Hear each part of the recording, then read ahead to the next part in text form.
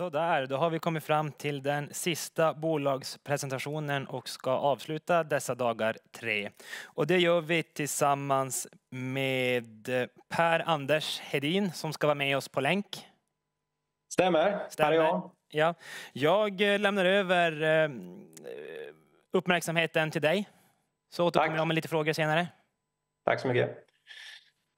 Alltid uppskattat att vara den absolut sista innan alla ska gå hem. Så att ingen är jättetrött. Perfekt. Jag kommer köra presentationen på engelska, men jag tar gärna frågorna på svenska. Det beror på att vi har ganska många internationella kunder som också är intresserade. Så jag kör på internationella språk helt enkelt. So hello and welcome. My name is Per-Anders Hedin.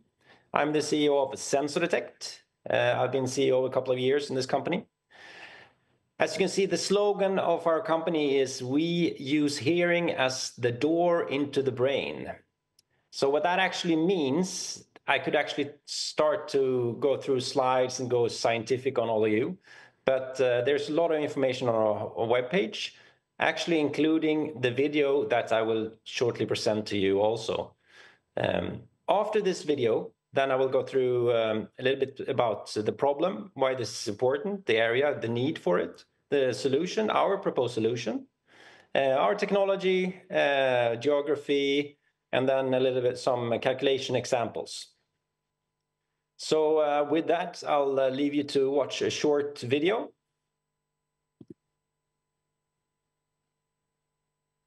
Hope it works. Introducing SensoDetect Bira, fast, easy to use, and fully objective tool for detecting mental illness. Based on more than 30 years of extensive research in clinical psychoacoustics at the Department of Neuroscience at Lund University, we deliver a safe and diagnostic aid that has a sensitivity and specificity of almost 90%. Within psychiatric care, SensoDetect Bira improves both diagnosis and treatment efficiency to not only reduce hospitalization costs, but also foremost to improve the quality of life for patients and their families. The technology, brainstem-evoked response audiometry, works by stimulating the patient with sound and measuring their brainstem response. The patient's elicited waveform response is measured by surface electrodes at the forehead and mastoideus and is characterized, among others, by the relation between amplitudes and latencies of specific peaks. All patient test data is sent to SensoDetect for brainstem analysis and translated into an audiogram with curves called Auditory Brainstem Response, ABR. The ABR is then compared to a healthy population and to different diagnosed groups such as ADHD, autism, and schizophrenia, where discrepancies in the ABR curve can be related to each of the different diagnoses. Finally, the audiograms are reviewed by a healthcare professional and used as an unbiased support for diagnostic observations.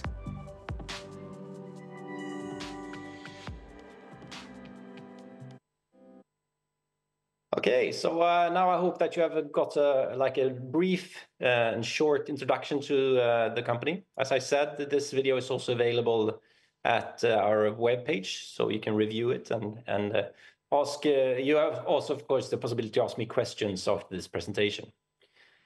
We briefly went into the problem, actually then the need for the company to exist at all.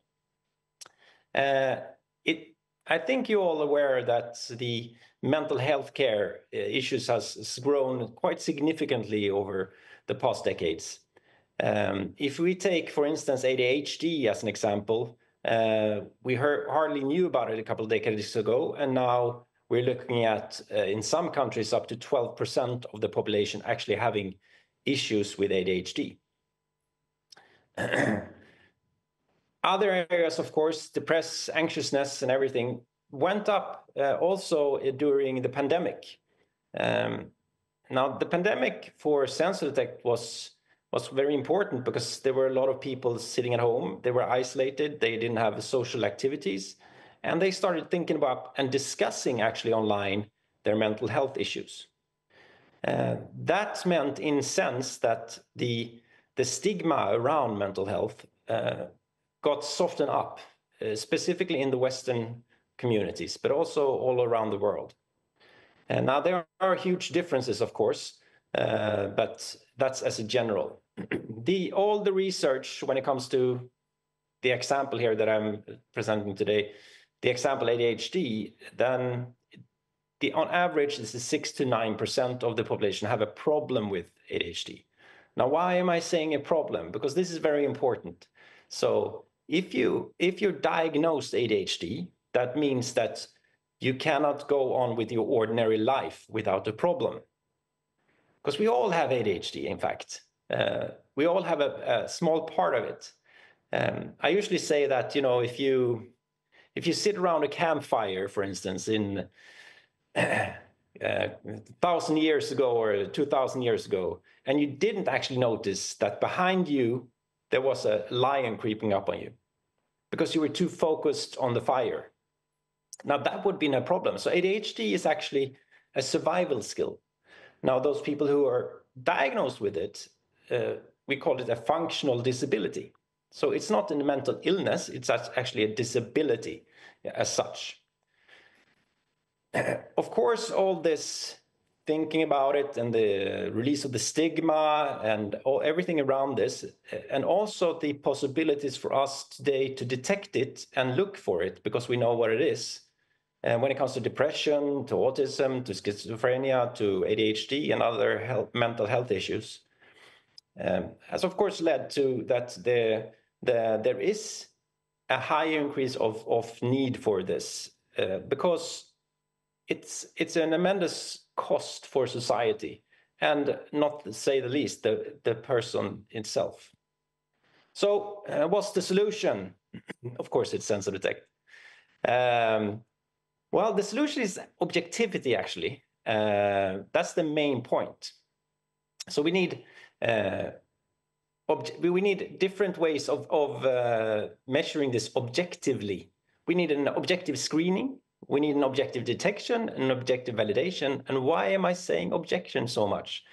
Because psychiatrists are virtually the only medical specialists in the world that never look at the organ they treat. I mean, if you think about it, it's quite interesting that, you know, if you have a chest pain, then you would actually go to the cardiologist, and he would say, well, now it's time for do blood pressure, blood test. If you can't find anything there, there's other methods. So he will use all the technologies at his disposal to actually try to diagnose what the actual issue is. Same if you have a pain in your leg, you get an X-ray, for instance. But since Sigmund Freud, over 100 years ago, you're virtually doing the same thing. You're asking questions and looking at the response. You're asking questions to the surroundings. You're just asking questions. The problem with this is that it's subjective.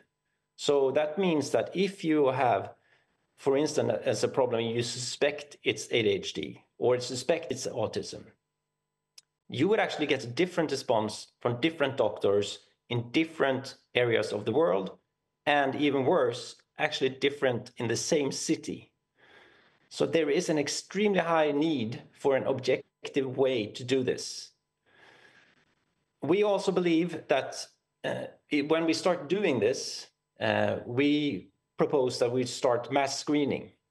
Now, why is mass screening important? Because to detect an issue early for a child is extremely important, and extremely important for children with autism. That's why we started the autism study in Kingdom of Saudi Arabia, where the end goal is to have a method that we can, with a certain degree of certainty, say that there's a high or low risk for this child to have autism, as low as 24 hours after birth. This will be the only method in the world that can do under 2 years. There are no competitors in the area because they don't have the technology for it. So we will be the unique first in the world. Also, when you do this, there is other possibilities, and I'll go through that when I present more slides. I'll just briefly mention also that I believe that controlled medication is very important. We can also measure this with our method. I mean, if you take a pill that is affecting the central nervous system. For instance, if you take an ADHD medication, most of them have central stimulants, and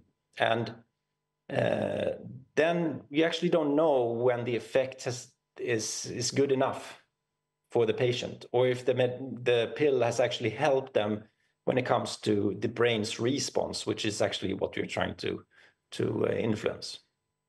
So in sum, we need a more accurate, more objective method for screening, detection, validation. This in turn will have a faster access to care, because you would actually have an incline of knowing what you are, in what queue you should be in. Is it ADHD? Is it autism? Is it depression? And then there's a combination of all, of course. But then you can have the first screening, and if you go to the emergency, for instance, you have a triage, which means that they will try to funnel you into the right doctor. All this will decrease the cost for society, but also alleviate the pain for patients. So in summary, we are aiming to revolutionize the mental health area. Now that comes with a lot of possibilities, but also a lot of hindrance. Of course, all the doctors in the world don't really want that method, but they will have to adopt to it. But it will take a little bit of time to convince. So main mission, I think you can read for yourself: improve objectivity, increase efficiency, reduce cost in mental and healthcare. How do we propose to do this? So we have a 14-minute test, whereas the patient listens to sounds, and we record the sound traveling from the auditory nerve through the brainstem and up to the higher functions.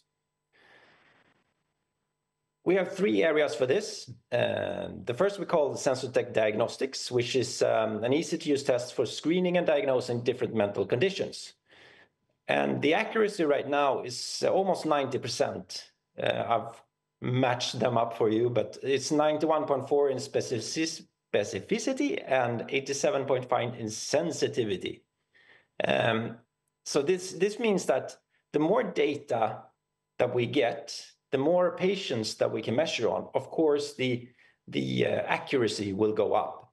Now, there's an overbelief in technology, so we will never be 100%. No technology can be 100%, but I believe that we can get up to figures around 95 to 96% on all the areas that we are trying to explore. We also have a SensoDetect Health.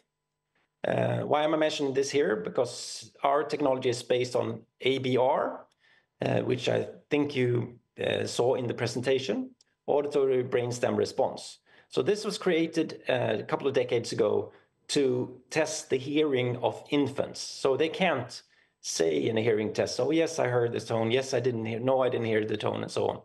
So now, this was created to measure the brainstem and on the sounds for that. So of course, our technology is based on ABR.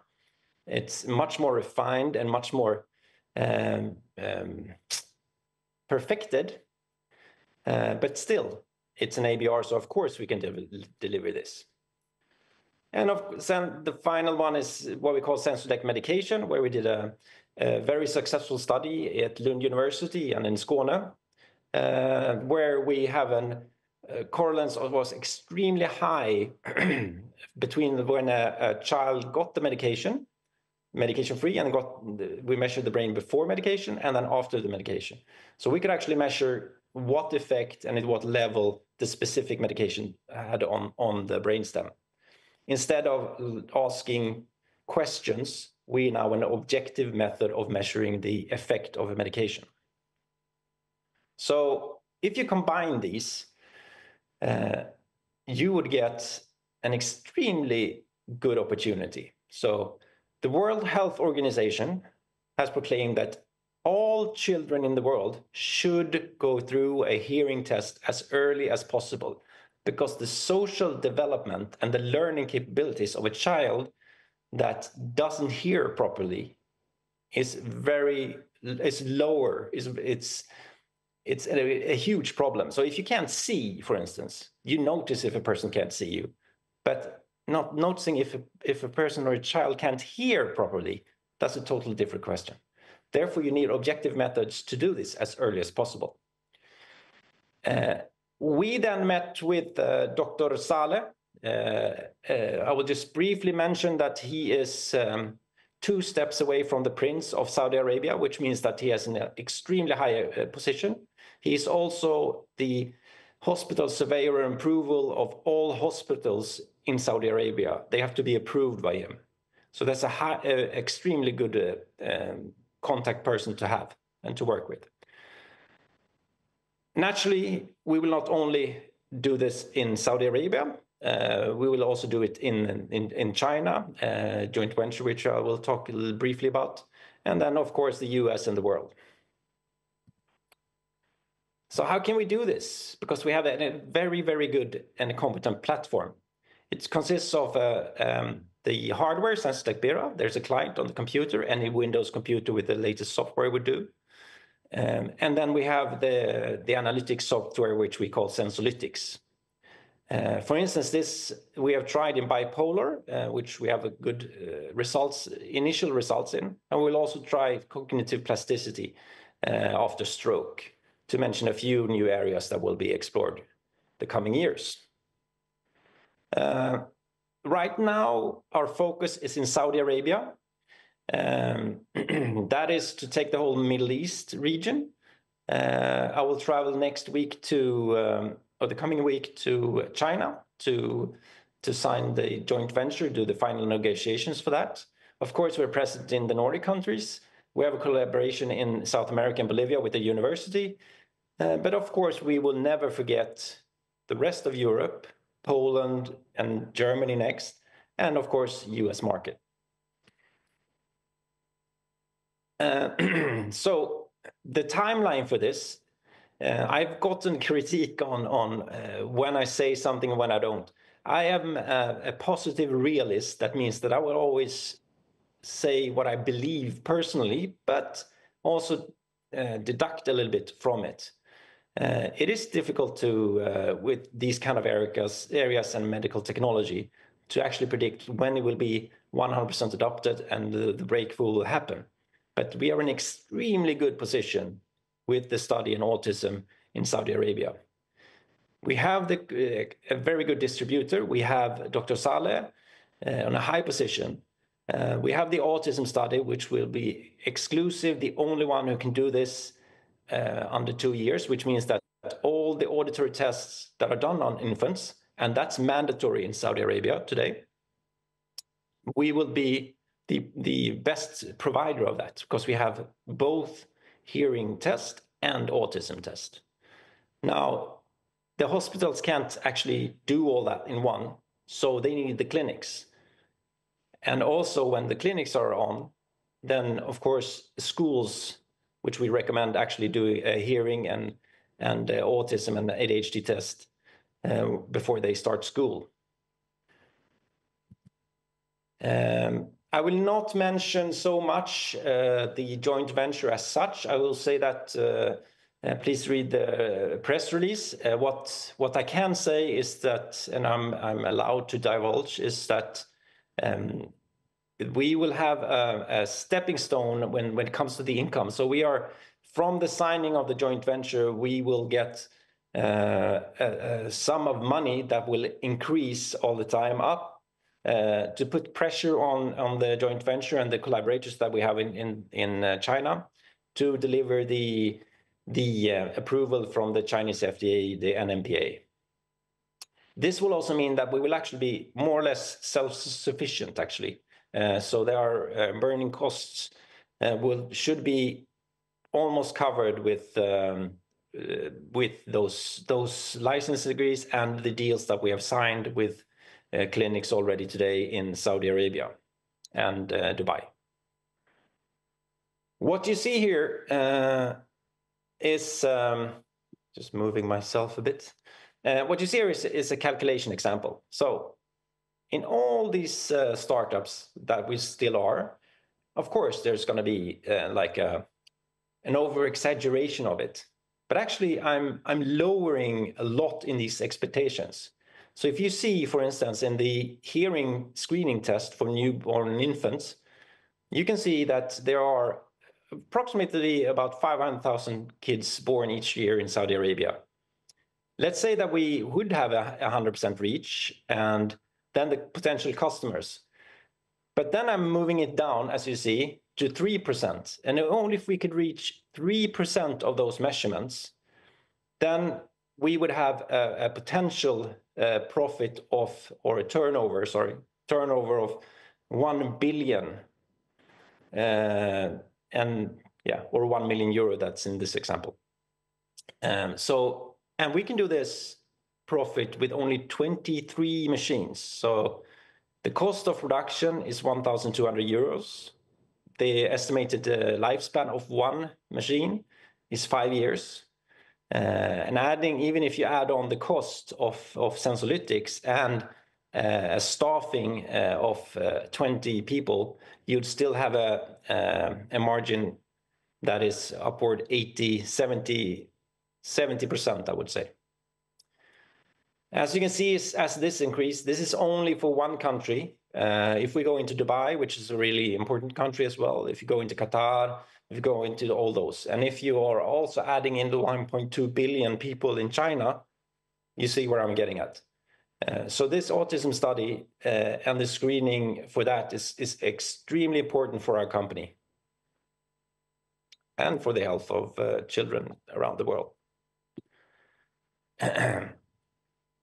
I've also added in, if you go in to another area, which I call market school, which has then the screening of the children over 6 years or before they start school. These numbers just keep on adding and adding. And with those few machines and that fast and easy to use technology, we're in an extremely good position now. And I expect that we will sign much more contracts once the rumor spreads in Saudi Arabia. That will also spread to Dubai and other countries around in Middle East, but also in China when we start the collaboration there, and after the first year expecting to be approved by the NMPA. Yeah, that's pretty much it. I hope you're still awake because it's the last presentation, but I can take the questions in Swedish if you want. That's okay with me. Ja, det är okej med mig också. Ja. Okej. Vi har nog egentligen bara tid för en avslutande fråga. Ja. Då tänkte jag på den här. Vi är i slutet av november. Ja. Det är inte så mycket kvar på året. Vilket typ av nyhetsflöde kan investerare förvänta sig när vi går in i 2025? Nyhetsflödet nu kommer vara i december, kommer vara joint venture primärt. Och sen så när vi kommer in i 2025 så kommer det vara mer signeringar av kontrakt. Jag har flera stycken i pipeline just nu som jag diskuterar med. Bland annat en väldigt intressant för skolorna då i hela Saudiarabien. Sen förväntar jag mig kanske jag kan avsluta det snabbt bara. Sen förväntar jag mig också att vi ska kunna ha möjlighet att signera med den saudiska staten om att göra de här mätningarna för hörsel obligatoriska någon gång vid sommaren där vi kanske slutar Q2 och början av Q3 någon gång. Mycket ambitiösa planer. Det ska bli oerhört intressant. Stort tack Per-Anders Hedin, vd på SensoDetect. Tack så mycket. Hej då.